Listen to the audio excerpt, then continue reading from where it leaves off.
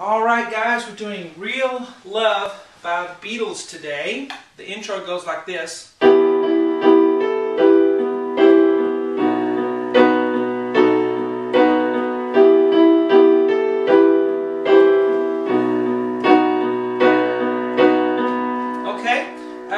really good song. Hello everyone, I am Sean Cheek. Welcome to my easy piano lessons.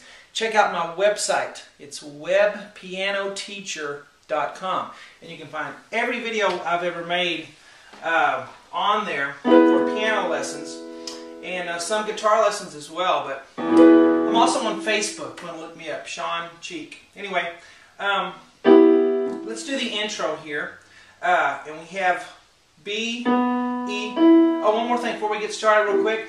Hit this like button if you don't mind for me right below the video. Just click it and leave a comment if you can. The reason I ask you to do that is anytime you do that, it helps me go up in the ratings on the YouTube channel, and it encourages me to make more videos for you guys. So I appreciate that if you do that. We're going to start with B, E, G on the right hand. Play it all together. And then we're just going to play an E. Okay? Now, one more thing. The key that this is written in, it's kind of, when they play on the recording, it's kind of in between E and E flat. And it may be closer to E flat, but I chose to do it in E. I just think it's a little more comfortable key vocally, and that's what I did. So, I don't know what key they meant it to be in, but it's somewhere between E flat and E, and I chose to do it in E here. So, because they didn't tune a lot of times back then, they just, tuned up together and played and got close to a note, but a lot of times it's not right, or not exactly on what, A440.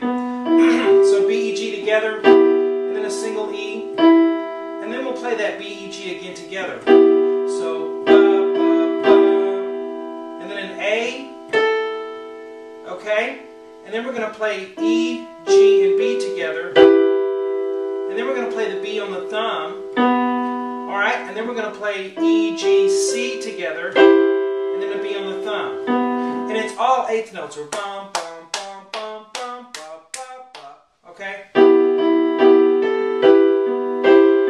you hear the melody.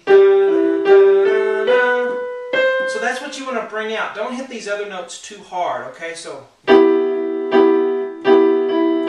do want to hit the E hard, so. Alright, now on the left hand we just have an E octave. I just put one E, but a lot of times using this whiteboard technique, when I put one letter, you can play an octave. It just saves space for me.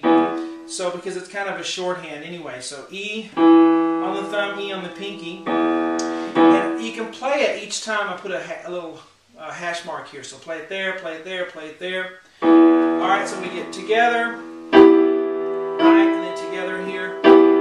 Right, and then together here, right, and then together here. So we go. Now, that's not exactly the way I do it. I kind of play it like. When you get more proficient at piano, you can kind of go octave and then pinky, kind of go back and forth depending on the feel of the music. Okay, but some form of E octave there. And then we go to the B chord here. We were on an E minor. Now we're on a B chord, alright? So B, D sharp, F sharp. Okay? Alright, now if you're looking at sheet music and it's in a different key or something, don't email me. I know. I just chose the key that I thought was closest and would work best for us. So B, D sharp, F sharp. Alright?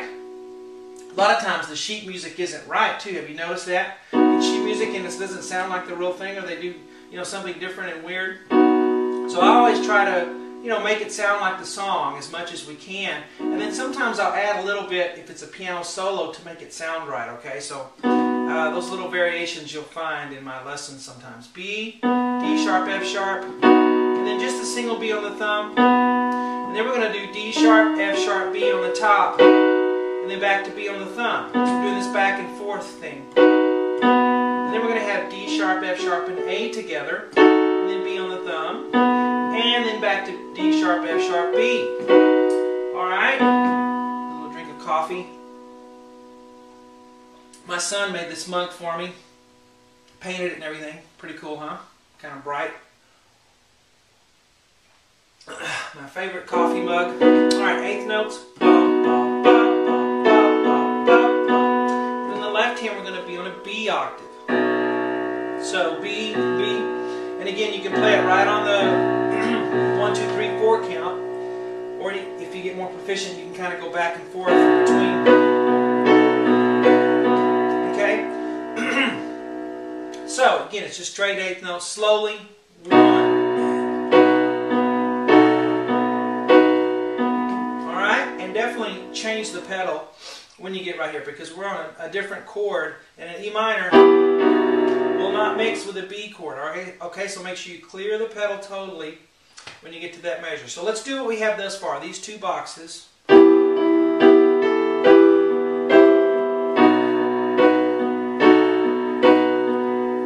and then what we're going to do is repeat back. See, that's my repeat sign. Alright, I know the traditional repeat sign has the two bars and then the colon, the two dots.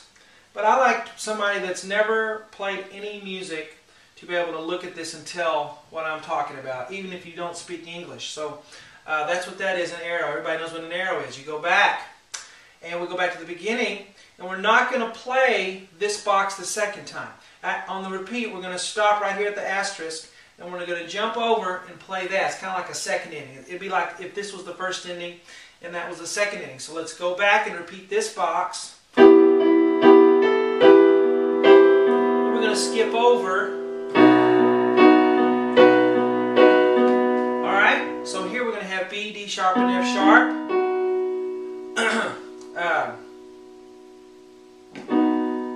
Yeah, and then so we're going to play it all together. And then we're going to play the B on the thumb. So we play that B again, pa, pa. Now see the 2, we're going to do that 2 times. I save space by doing this. So 2 times, 1, 2. Okay? And then right here we're going to have D sharp, F sharp, and B down to B on the thumb 2 times. 1, 2. Alright, have that B octave down here. 1, 2, 1, 2 for the second inning. So let's go through the intro again. Here's the first time through.